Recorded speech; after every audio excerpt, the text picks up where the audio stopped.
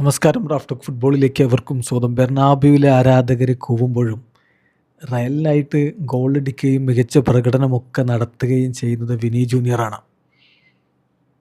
ഇപ്പോൾ അതിന് ന്യായീകരണമായിട്ട് പറയുന്നത് വിനിയിൽ നിന്ന് ഇതിനേക്കാൾ കൂടുതൽ ആരാധകർ പ്രതീക്ഷിക്കുന്നുണ്ട്, അതുകൊണ്ടുള്ള കൂവലാണ് എന്നാണ്. ഡിമാൻഡിങ് മോർ, വിനിക്കതിന് കഴിയും, അതുകൊണ്ടാണ് എന്നൊക്കെ വിശകലനം ചെയ്യുന്നത് കണ്ടു. പക്ഷെ ഒരു കാര്യമുണ്ട്, ഇന്നലെയും വിനി ജൂനിയറുടെ ഗോൾ ഉണ്ടായിരുന്നു.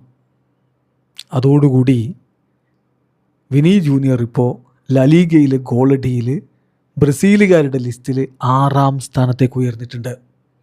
നെയ്മറയൊക്കെ എന്നെ പിന്തള്ളി, നെയ്മറെ പിന്തള്ളി, റൊണാൾഡീഞ്ഞോയെ പിന്തള്ളി. വിനി ഇതിഹാസങ്ങൾക്കൊപ്പം ചില ഇതിഹാസങ്ങൾ മറികടന്ന് കുതിച്ചെത്തിയിട്ടുണ്ട്.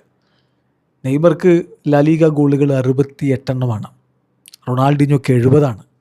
വിനിക്കിപ്പോൾ 74 ലാലിഗ ഗോളുകളായിരിക്കുന്നു. വിനിയേക്കാൾ കൂടുതൽ ലാലിഗ ഗോളുകളുള്ള ബ്രസീലിയൻ താരങ്ങൾ ആരൊക്കെയാണെന്ന് നോക്കാം. വിനി 6ാമതാണ്, 74 ഗോളുകൾ. ഇവാരിസ്റ്റോയാണ് 82 ഗോളുകളുമായിട്ട് 5ാം സ്ഥാനത്ത്.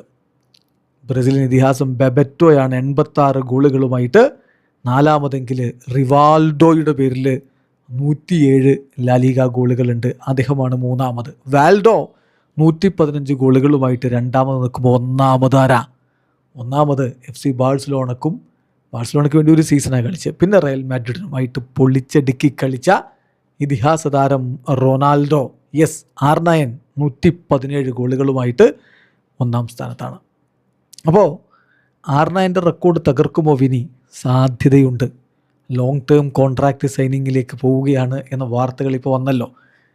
അതായത് എഗ്രിമെൻ്റ് ഇൻ പ്രിൻസിപ്പിൾ ആയിക്കഴിഞ്ഞു. മൊത്തത്തിൽ റയലും വിനിയും കോൺട്രാക്റ്റ് എക്സ്റ്റെൻഡ് ചെയ്യാനുള്ള തീരുമാനം എടുത്ത് കഴിഞ്ഞിട്ടുണ്ട്.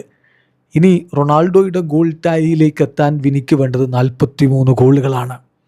2-3 സീസൺ അവിടെ കളിച്ചാൽ അനായാസം അദ്ദേഹം ആ കണക്ക് മറികടക്കുമെന്ന കാര്യം ഉറപ്പാണ്.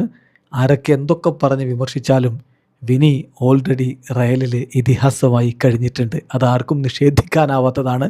കണക്കുകളൊക്കെ കാണിക്കുന്നത് അങ്ങനെയാണ്. വീഡിയോ അവസാനിക്കുന്നു. ഫുട്ബോൾ ലോകത്ത് കൂടുതൽ വിശേഷങ്ങളുമായി റാഫ്റ്റോക്സിൽ എത്താം.